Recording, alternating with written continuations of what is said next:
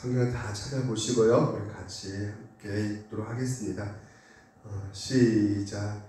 너는 이스라엘 자손 중 내 형 아론과 그의 아들들 곧 아론과 아론의 아들들 나답과 아비후와 엘리아셀과 이다말을 그와 함께 내게로 나오게 하여 나를 섬기는 제사장 직분을 행하게 하되 내 형 아론을 위하여 거룩한 옷을 지어 영화롭고 아름답게 할지니 너는 물은 마음에 지혜 있는 모든 자 곧 내가 지혜로운 영에게 채운 자들에게 말하여 아론의 옷을 지어 그를 거룩하게 하여 내게 제사장 직분을 행하게 하라.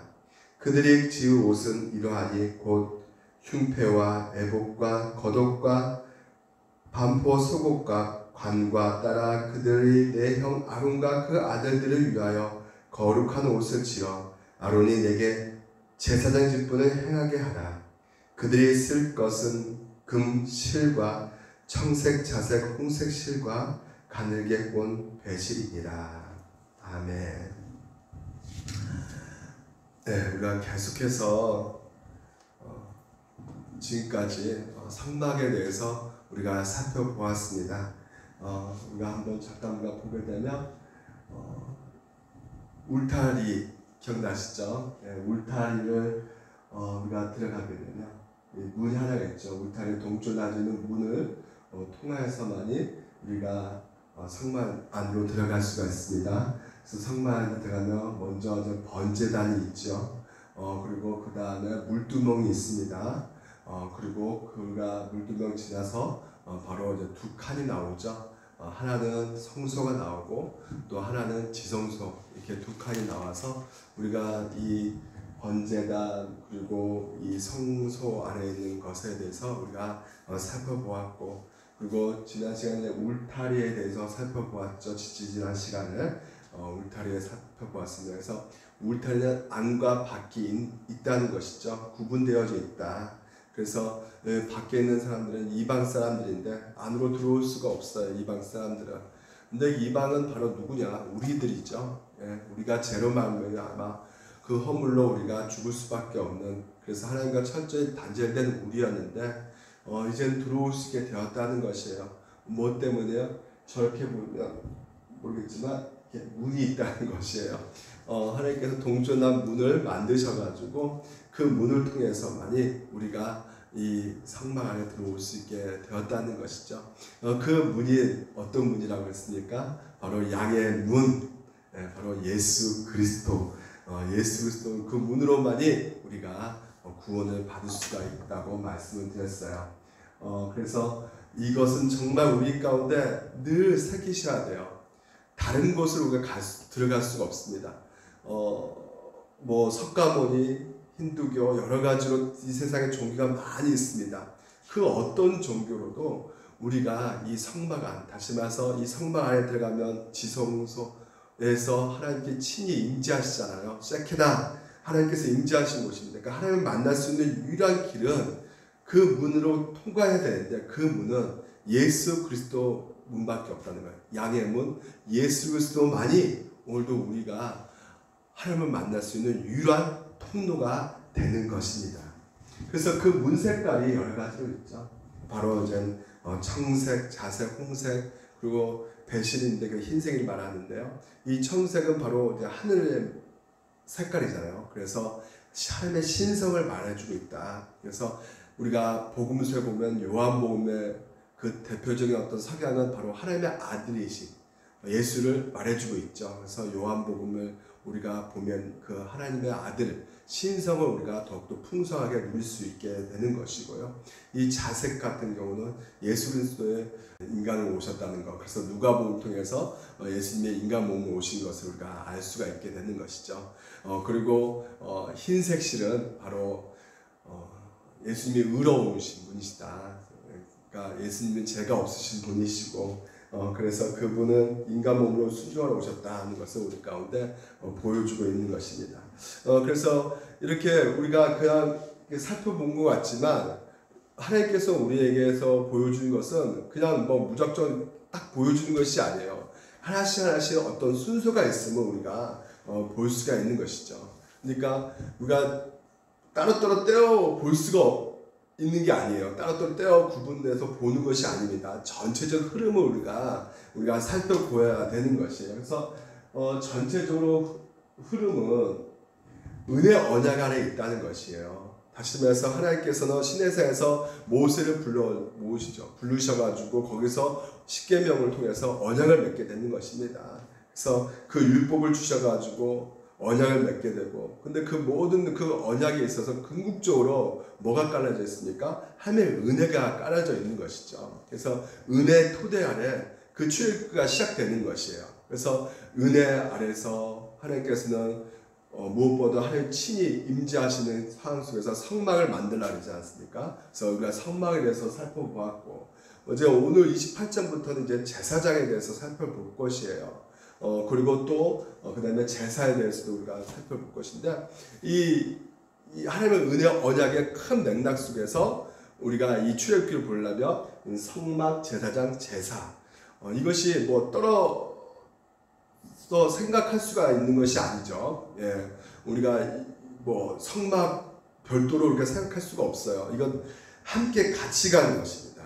예, 그래서 성막 안에 있어서 반드시 행해져야 될 것이 무엇입니까? 네, 제사가 반드시 행해져야 되죠. 근데 제사가 하려면 또 누가 있어야 되는 것이에요? 바로 제사장이 있어야 되는 것이죠. 그러니까 이것이 한꺼번에 같이 가는 것이에요. 그래서 우리가 첫 번째 우리가 성막을 통해서 구조물을 우리가 살펴보았지만, 여러 가지 울타리나 번제단이나 여러 가지 그 기구들을 살펴보았지만, 그 모든 것이 무엇을 예표한다 그랬죠? 바로 예수 그리스도를 말씀하고 있다는 것이죠. 그래서 이 건물이 끝나고 이제는 사람으로 가고 있어요. 28장에서. 그래서 그것이 바로 뭐냐면 제사장이라는 것이죠. 그러니까 이 제사장이라는 것은 바로 이제 구약에서 하나님께서 친히 주신 직분인 것을 우리가 볼 수가 있는데, 이것이 바로 함께 분리될 수 없고 같이 간다는 것을 늘 우리가 생각해야 되는 것이에요. 그러니까 출애굽기 읽으면 항상 이 세 가지는 늘 염두에 두고 생각하셔야 되는 것입니다. 이스라엘 백성들은 그 시대 역사상 가운데 항상 이 세 가지가 같이 갔었어요. 모세 시대 때, 그리고 사사 시대 때, 그리고 왕정 시대 때 무엇이었습니까? 부패된 부분들이 무엇이었을까요? 하나님께서는 그들 가운데 정식적으로 우시적으로 깨있게끔 하고 싶었지만, 그들에게서는 여전히 이 부족한 점이, 그리고 그 모든 것에서 타락하게 된 근본적인 이유가 어디서부터 시작되냐면 바로 이 세 가지예요. 그러니까 제사장이 타락됐고, 제사장이 타락됐으니까 이제 그 제사도 당연히 타락될 수밖에 없는, 그리고 전체적으로 이 성막에 있는 하나님의 집이 무너질 수밖에 없는 그런 결과가 된 것이죠. 그래서 예루살렘 성전이 무너지고 여러 가지로 이런 부패와 타락은 바로 이 세 가지가 같이 함께 무너졌기 때문에 부패와 타락이 오게 되고, 하나님과의 그 책망과 그 징계가 일어나게 된 것입니다. 그래서 이 가지가 너무나 중요한 것이죠. 여러분 늘 그래서 이것을 기억하고 계셔야 돼요.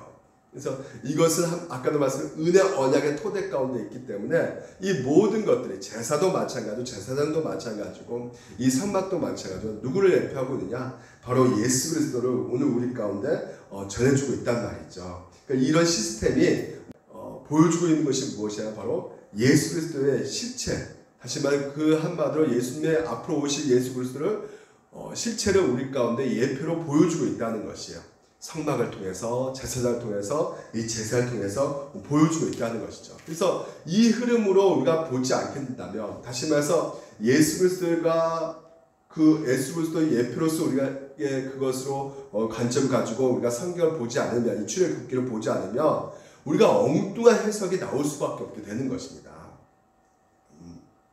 그러니까 진짜 제사를 드리게 되는 것이고, 자기가 제사장이라고 하게 되는 것이고, 또 이것만 성막이라고 말하고 우기는 사람들이, 이단들이 생길 수밖에 없게 되는 것이에요. 그러니까 성경을 제가 항상 말하지만 부분 읽어서 되는 게 아니라는 것이에요. 전체적인 흐름과 그 맥락을 우리가 보셔야 된다는 것이죠. 이런 말씀이 있어요. 성경 한 구절 속에 성경 전체가 있다라고 말을 하고 있거든요. 그러니까 다시 말해서 성경 전체의 그 맥락을 우리가 보셔야지만이 이 성경 한 구절 한 구절도 우리가 바르게 알 수가 있다는 것입니다. 그래서 출애굽기도 전체를 우리가 보셔야 되는 것이에요. 그래야지만이 한 구절 한 구절 그 의미를 우리가 알 수가 있게 되는 것입니다. 그래서 이 모든 것이 다시 말씀드려서 예수 그리스도의 예표다라고 말씀을 드리고 있고요. 그래서 무엇보다도 여러분 오늘은 좀 소두 시간이기 때문에 전체적으로 좀 흐름으로 이렇게 말씀을 살펴볼 텐데 이 제사장은 보여주고 있는 그 중요한 그 일이 무엇이냐면 그 사역이 무엇이냐면 바로 중보 역할을 하고 있다는 것이에요. 그러니까 하나님과 언약 백성인 이스라엘 백성들, 오늘 우리죠. 우리 가운데 항상 서 있을 수밖에 없는 것이 바로 무엇이냐면 이 제사장이라는 것이죠. 그래서 이 제사장, 그러니까 제사장이 타락하면 결국 어떻게 되는 것입니까? 하나님과의 관계도 무너질 수밖에 없게 되는 것이죠. 그러니까 제사장이 굉장히 중요합니다. 이 모든 것에 연관되어 있어요. 제사에도 연관되어 있고 성막에 관해 있어서 연관되어 있고요. 그래서 여러분 아시다시피 사울 왕이 제사를 드리잖아요. 왕이 제사를 드리면 안 되는데 그래가지고 사무엘 대신 자기가 제사를 드려가지고 아주 굉장히 하나님 앞에 그 무서운 벌을 받지 않습니까? 그러니까 왕도 왕일 뿐인데 이 제사장까지 역할을 하려고 했던 그 흐름을 보게 되면 하나님께서는 그 모든 것을 우리 가운데 말해주고 있는 그 말씀이 있단 말이에요. 그분에 놓으셨단 말이에요. 제사장과 왕과 선지자 이렇게 하나님께서 분명히 이스라엘 백성들 가운데 구분해 놓고 계셨기 때문에 이 제사장이 오늘도 우리 가운데 보여주고 있는 것은 바로 하나님과 이스라엘 백성들과의 그 중보 역할을 우리 가운데 먼저 보여주고 있는 것이에요. 그래서 제사장이 굉장히 존귀한 것이죠. 하나님과 인간 사이에 그 중보 역할을 하고 있기 때문에 굉장히 존귀합니다. 굉장히 소중한 것이죠. 그래서 천사들보다 더 소중할 수밖에 없는. 왜 그랬습니까? 결국 제사장은 누구 모형이라고 그랬어요? 예수 그리스도의 모형이기 때문에 결국은 천사보다 더 소중할 수밖에 없고 더 귀할 수밖에 없는 것이죠. 그래서 이 제사장 역할, 바로 이 중보자 역할을 하고 있다는 것.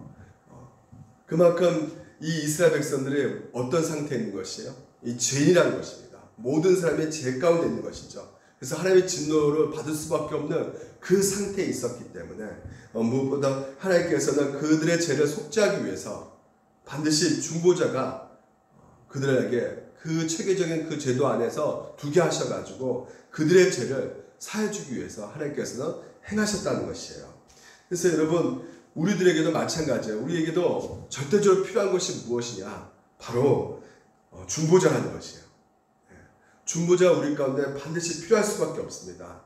왜냐하면 우리가 죄가 있기 때문에. 그래서 우리에게서 늘 인식이 어디서부터 출발될 수밖에 없느냐? 내가 죄인이라는 것이에요. 그러니까 내가 죄인이라는 것을 여러분 인식이 안 돼 있으면요, 우리는 예수를 만날 수가 없는 거예요. 근본적으로. 내가 죄인이기 때문에 내 죄 문제를 내 스스로 해결할 수 없기 때문에 중보자가 필요하다는 것이죠. 그래서 그분이 누구시냐? 바로 예수 그리스도라는 것이에요. 그래서 자기 죄를 깨닫지 않고서는 결코 예수 그리스도 앞으로 갈 수가 없다. 왜? 중보자의 필요성을 못 느끼기 때문에. 그래서 예수님께서 이 땅에 오셔가지고 하나님과 우리 사이의 그 담벼락을 무너뜨려 버렸단 말이에요. 해야 되게 했다는 것이죠. 그래서 내가 죄인인 것을 알아야지만이 예수님이 하신 그 일이 오늘도 나에게 정말 필요하고 그것이 정말 내 피부로 느껴지기에 내게 있어서 가장 중요한 분이 예수 그리스도라는 것을 고백하면서 신앙생활을 우리가 올바르게 할 수 있게 되는 것입니다. 그래서 여러분 우리의 주일날 말씀드렸어요. 과거에 믿는 거죠. 누가 일하신 것은요. 그렇죠. 예수님께서 우리 죄를 위해서 십달러 죽으신 것을 믿는 것이에요. 그리고 앞으로 미래의 소망도 결국 누구야? 산소망. 예수님께서 반드시 우리 가운데 오시기 때문에 반드시 우리 가운데 재림하신단 말이죠. 그래서 이 땅 가운데 우리에게 있어서 무엇으로 살아가는 것입니까? 현재 이 땅에서는 사랑으로 살아가는 것이다. 이것은 보인다, 보이지 않는다. 이 세 가지 다 보여요, 안 보여요? 보이지 않는 것입니다. 그래서 보이지 않기 때문에 우리 인간은 자꾸만 눈에 보이는 것을 쫓아간단 말이에요. 그래서 그 현재 가운데 우리는 오직 현재만 생각하는 것이죠. 현재 문제, 현재 겪고 있는 여러 가지 사고, 현재에 있는 내 눈에 보이는 여러 가지 그 위기, 이런 것들만 보게 된다는 것입니다. 그래서 이런 것에 있어서 현재만 보니까, 야, 현재는 이거 무슨 사랑이냐, 사랑 갖고는 해결이 안 돼. 적어도 돈이 있어야지 해결되고, 아니면 뭔가 백이 있어야 되가 해결되고, 아니면 뭐 권력이 있어야 되지, 좀 내가 살 수 있고 행복을 누릴 수가 있지, 무슨 사랑한다고 해서 행복을 누릴 수가 있어 하면서 우리가 이 현재 가운데 이 사랑을 포기해버리는, 근데 근본적으로 이 사랑이 안 나올 수밖에 없는 그 이유가 어디서부터 시작되는 것이요? 예, 과거에 믿음 없고 앞으로의 그 소망이 없다면 당연히 어디에 이 현재 가운데 어떻게 살아갈 수밖에 없게 되겠습니까? 예, 이 현재 가운데 당연히 우리의 눈에 보이는 것을 붙잡고 그것이 내게 행복을 줄 거라고 생각하고 그것만 우리가 달려가게 된다는 것이죠. 근본적으로 그것은 어디로 향할 수밖에 없는 것입니까? 부패와 타락으로 갈 수밖에 없게 되는 것입니다. 그래서 믿음, 소망이 무너지게 되면 근본적으로 우리 가운데 사랑도 무너질 수밖에 없게 되는 것입니다. 주님의 그 과거에 나에게 해주신 그 사랑, 그 구원, 그 은혜를 누려야지만이, 그리고 앞으로도 주님께서 그 소망 가운데 오늘도 바라보셔야지만이 여러분이 이 땅에서 주님의 사랑으로 우리가 이웃을 사랑하며 나아갈 수 있게 되는 것이에요. 그래서 우리 자체, 우리 힘으로, 우리 능력으로는 안 된다는 거. 그러니까 결론적으로 이 두 보이지 않는 것들에 대해서 우리가 생각하지 않으면요, 근본적으로 우리가 눈앞에 보이는 것들, 다시 말해서 내 힘으로 내가 내 열심과 내 어떤 종교심과 내가 어떤 능력으로 어떤 탁월한 윤리성과 도덕성으로 이런 위기, 이런 힘든 거 내가 이겨나갈 수 있다고 생각하게끔 간단 말이죠. 그래서 여러분, 무엇보다도 우리에게 필요한 것은 이 모든 것에 있어서 예수 그리스도, 그분이 오늘도 나를 붙들어 주셔야지만이 된다는 것에 있어서 그 아들 예수에서 중재자가 되셔야지만이 오늘도 내가 이 땅에서 믿음과 소망 가운데 사랑할 수 있게 되기 때문에 모든 것에서 초점을 어디를 향할 수밖에 없다.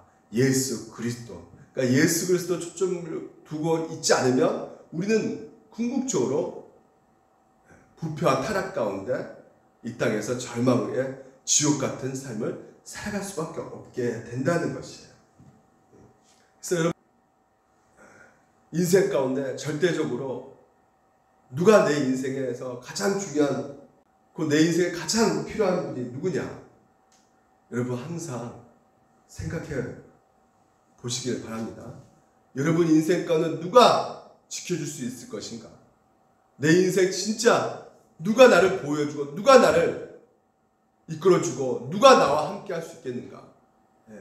예수 그리스도예요. 그게 정답입니다. 인생의 정답은 예수 그리스도예요. 정말 그렇습니다. 예수님 없으면 안 돼요. 우리가 예수님의 그 특별한 섭리 가운데 진짜 여러분이 하나님의 자녀가 되었다는 거, 여러분이 하나님의 그 사랑 가운데 이 자리에서 하나님의 말씀을 듣게 된다는 거, 예수 그리스도 정말 내가 더욱더 믿어야겠다는 그 인식 가운데 주님을 더욱더 붙잡고 간다는 거, 이거만큼 여러분의 가장 확실한 보험, 안정 없어요, 여러분. 그래서 힘들고 어려울 때, 이 고난이 올 때, 이 위기 가운데 있을 때, 그래, 예수님을 붙잡아야겠다. 이게 바로 믿음이거든요. 내가 이거 하나님을 붙들어야지 내가 사는구나. 이게 바로 믿음이거든요. 근데 우리 자꾸만 다른 것을 생각할 때가 많거든요. 예수 말고는 다른 거 어떤 것이 있어야지만 내가 이 땅에서 내가 제대로 살 수 있겠다는 생각하는 경우가 너무나 많거든요. 그것은 신앙의 없음이에요. 정말 우리 힘으로, 우리 실력으로, 우리 노력으로 되는 게 아니더라고요, 여러분. 우리의 생명까지도 우리가 어떻게 되는 게 아니에요. 우리 힘으로. 제가 진짜 교통 안전 법규 지킨다 할지라도, 예? 안전운전을 한다 할지라도 뒤에서 누가 와서 박아버리면 아무 소용이 없는 거죠. 내가 아무리 열심히 뭐 운전을 잘 해본다고 사고 나지 않는다고 물론 이렇게 해야 되겠지만, 예? 규칙 지키고 해야 된다 했지만, 누가 와서 차 박아버리면 뭐 어떻게 우리가 대책 없는 게 우리예요, 진짜. 우리만큼 진짜 연약한 존재 없더라고요, 진짜. 아무리 우리 노력과 우리의 어떤 실력으로는 될 수 있는 것이 없더라 이거죠. 그래서 이 절박할 때, 힘들 때, 그리고 어려울 때 주님을 붙드는 거, 이게 진짜 믿음이고 이게 진짜 신앙이라는 것이에요. 근데 우리는 꼭 그렇죠. 하나님 앞에 뭔가 좀 주십시오. 이거 주시면 내가 하나님을 잘 섬기겠습니다. 꼭 그 수능 시험 볼 때, 이제 수능이 다가오는데 수능 시험 볼 때 100일 기도, 하나님 이거 내 아들 합격만 시켜주면 내가 제대로 이제 섬기겠습니다. 아주 거짓말을 잘하는 게 우리죠. 우리 아닙니다. 우리는 그러지 않으니까. 그 새빨간 거짓말이죠. 그렇게 무슨 100일 기도가 있고 진짜 절간도 아니고 100일 기도 그런 거 없어요, 진짜. 그러니까 요즘에 여러분 우리의 신앙생활이 힘들고 어려울 때 주님의 그 은혜와 언약 안에 있다는 것을, 그리고 오늘도 이 제사장을 통해서 우리가 봐야 될 것은 우리가 보셔야지만이 그 믿음 가운데 이 땅에서 그 험하고 힘든 그 시기를 이겨나갈 수가 있게 되는 것이에요. 그래서 하나님께서는 그 모든 것을 사용하십니다. 수단 되는 것, 여러분 보니까 그렇더라고요. 하나님께서는 어떤 것도 다 움직이셔가지고요. 하나님의 그 도구로서 우리를 어떻게든지 그 거룩하고 흠없게 만들기 위해서 여러 가지, 여러 방면, 여러 각도, 여러 도구로 우리를 사용하고 계신다는 것. 그래서 구약에 있는 그 제사장을 통해서도 우리 가운데 무엇을 보여주고 있는 것이에요? 그 제사장을 사용하셔서 궁극적으로 우리 가운데 무엇을 보여주고 있는 것입니까? 바로 예수 그리스도를 보여주고 있다는 것이죠. 내가 얼마나 죄인이라는 것을, 그러니까 성막을 통해서, 그리고 거기 제사를 통해서, 그 제사장을 통해서 하나님께서 내가 죄인이기 때문에, 내 죄이기 때문에 반드시 그 중보자가 있어야 됩니다. 그래서 오늘도 우리를 구원해 줄 수 있는, 그리고 내가 구원받고 보호받고 그 하나님과의 그 언약적인 그 약속 관계 속에서 하나님과 그 은혜의 언약 가운데 누리고 살아가기 위해서는 반드시 중보자가 필요하겠구나. 그래서 피 흘림 없이는 제사함이 없기에 중보자 대신 오늘 우리가 구원 이루신 예수 그리스도, 그분은 정말 필요하겠구나 라는 것을 구약에 있는 제사장을 통해서 우리 가운데 보여주고 있다는 것이죠. 그러니까 이스라엘 백성도 그것을 통해서 학습한 거예요. 메시아가 정말 필요하겠구나 라는 것은 그 눈에 가시적인 그 제사 드려지는 것 성막 안에서 그것을 진짜 눈으로 보면서 깨닫게 되고요. 오늘 우리는 누가 왔습니까? 성령께서 오셔가지고 우리는 직접 그 구약의 성막 안에 살아 있지 않지만 거기서 뭐 우리가 제물 바치고 뭐 고기 양 잡고 그렇지 않았지만 성령께서 우리 가운데 오셔가지고 그것을 알게 해주셨단 말이에요. 그래서 이 모든 것이 하나님의 은혜 가운데 있게 됐구나라는 것을 알게 해주셨단 말이에요. 그러니까 결코 여러분 우리 가운데 하나님 앞에 나아갈 수 있는 방법은 나의 어떤 종교 열심, 나의 어떤 종교성, 내 이런 것으로 결코 나갈 수 없다는 것을 구약에 있는 그 그림을 통해서 보여주고 있는 것이고요. 절대 구약에 있는 그 어떤 것도 그 하나님 예수 그리스도의 그 예표로 보여주시고 말미암아 그래 중보자, 왜 내 본성 가운데 늘 내 안에 그 어떤 윤리적 착함도 그 안에 자세히 들어가면 내 죄성, 부패성이 있기 때문에 전적인 타락된 나이기에 결코 내가 어떤 의와 어떤 행위도 하나님 앞에 나갈 수 없다는 것을 구약에서의 그 그림으로 보여주고 있기에 오늘 우리 신앙생활 가운데 그래, 이건 내가 내 힘으로 내가 되는 것이 아니라, 내 스스로 구원 이룰 수 있는 것이 아니라 중보자 필요하구나, 예수님이 필요하구나. 그래서 그 예수님을 받아들이는 것이죠. 그러니까 구원은 밖에 있는 거예요, 여러분. 안에 있는 거 아니라, 내 안에 있는 것이 아니라, 내가 내 안에 있는 더러운 것 뿐이에요, 여러분. 내 안에 본성은 죄성 뿐입니다. 그러니까 내 안에 그 어떤 의도, 내 안에서는 구원을 이룰 수가 없는 거예요. 그러니까 구원의 그 예수님께서 행하신 것을 여러분이 받아들이셔야 돼요. 밖에서 받아들이셔야 돼요. 밖에서 행하시는 예수님과 그 예수님이 행하신 것을 여러분이 받아들이셔야 돼요. 믿으셔야 된다는 것이죠. 그래서 그래야지만 구원이 안으로 들어오는 거예요, 여러분의 안에. 거기 안에서 예수님을 더욱더 소망 가운데 바라보면서 이 땅에서 이겨나갈 수 있는 것이죠. 그래서 이 제사장 역할 힘들까요? 어려울까요? 예수님도 이 땅에서 제사장의 역할을 했잖아요. 왕, 선지자, 제사장 역할을 했습니다. 그 제사장 역할 힘들 수밖에 없죠. 왜요? 제사장이 하는 일이 그 이스라엘 백성들 죄를 다 껴안고 그 질고를 안고 가서 자기가 대신 다 짊어질 수밖에 없거든요. 그래서 이게 굉장히 버거워요. 백성들의 죄를 일일이 다 피를 흘려가지고 가서 뿌려야 되기 때문에. 그래서 이 제사장, 이 중보자 역할, 무엇보다 여러분 이제 앞으로 우리가 살펴보겠지만 굉장히 중요합니다. 그 의미 하나가 여러분들 가운데 정말 마음에 새겨서 예수님이 오늘 우리 가운데 보여주신 것이 무엇인가를 더 정확히 알아갔으면 좋겠어요. 첫 번째 기억하십시오. 중보자, 다시 말해 중재 역할을 하셨다는 것이에요. 예수님께서 화목의 역할을 하셨다는 것이에요. 화해의 역할을 하셨다는 것이에요.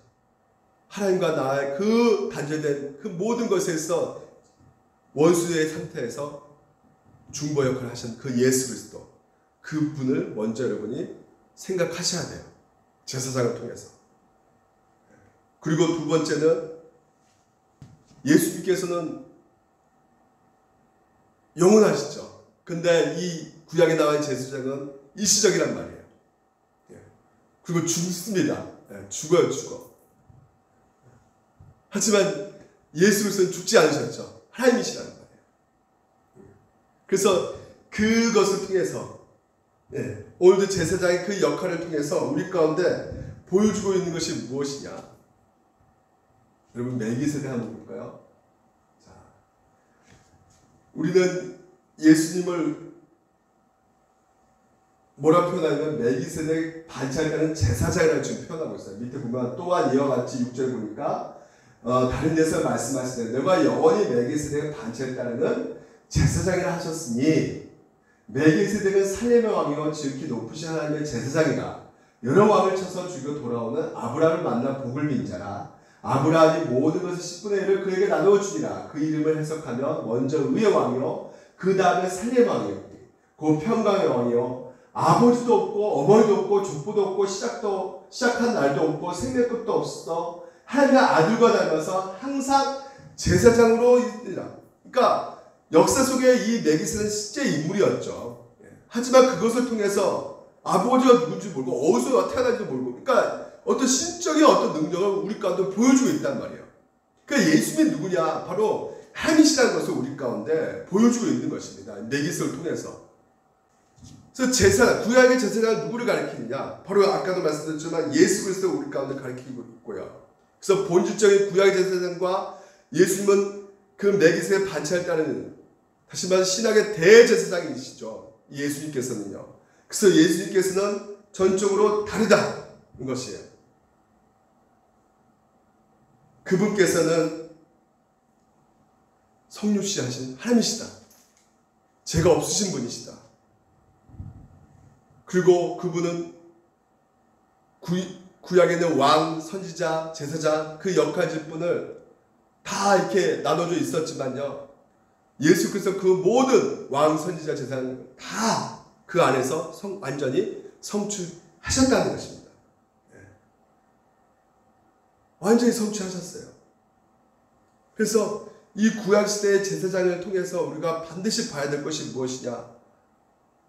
예수님께서 우리 가운데 행하신 일들을 보셔야 된다는 것이에요. 그러니까 제사장이 왕이 될 수 없잖아요. 제사장, 왕, 선지자 이렇게 나눠져 있지 않습니까? 그러니까 제사장을 통해서 의복들, 그러니까 눈에 가시적인 것으로 보면서 이 제사장 눈에 가시적인 걸 보면서 예수님이 어떠신 분이구나. 오늘도 우리가 28절에 보게 되면 그 옷들 같은 경우는 얼마나 화려한지 몰라요. 아름답고. 3절 볼까요? 너는 무릇 마음에 지혜 있는 모든 자곧 내가 지혜로운 영으로 채운 자들에게 말하여 아는 옷을 지어 그를 거룩하게 하여 내게 제사장 직분을 행하게 하라. 거룩하게. 그러니까 연약한 이 아론 교회에서 지금 이제 제사장이 나왔단 말이에요. 모세가 아닙니다. 모세를 내인으로 그냥 모세 자손으로 할 법했는데, 모세가 따질 수 있잖아요. 모세 나한테 좀 이렇게 아들 좀 이렇게 제사장으로 이렇게 해주시지 왜 아론입니까? 그러니까 연약한 그 아론도 하나님께서 쓰시잖아요. 그래서 이 마음에 있는 내가 지혜로운 영으로 채운 자들에게 그 의복을 부탁해가지고 아주 거룩하게 짓게 하셔가지고 근데 그 의복을 주고 아론이 뭔가 실력이 있어서 어떤 능력이 있어서 그렇게 하신 것이 아니라 그 모든 것들을 무엇으로 상징적으로 보여주고 있다는 것이요. 예수 그리스도. 성전도 그렇고 그 제사장의 옷도 그렇고요. 이제 하나씩 살펴보겠지만요. 제사도 그렇고. 그러니까 그분이 이제 오셨단 말이에요. 실체가. 그러니까 그것이 결국 무엇을 예표냐면 예수님을 예표하잖아요. 그러니까 그것은 예표, 그림자인데 이제 실체가 왔기 때문에 더 이상 제사장이 필요합니까? 성막이 필요해요? 제사가 필요합니까? 이제는 우리는 예수를 통해서 그 모든 것을 다 이루셨기 때문에 그분으로 우리는 지금 끝났어요. 예수님께 다 이루셨어요. 텔테스타이. 퍼펙트 구약에는 모든 예언도 다 성취하셨단 말이죠. 더 이상 여러분 이게 구약의 제사자, 목사다 뭐 이렇게 말하는 분들은 그분은 성경을 잘못 보고 있고요. 그런 분들이 이단에 갈 가능성이 굉장히 많다.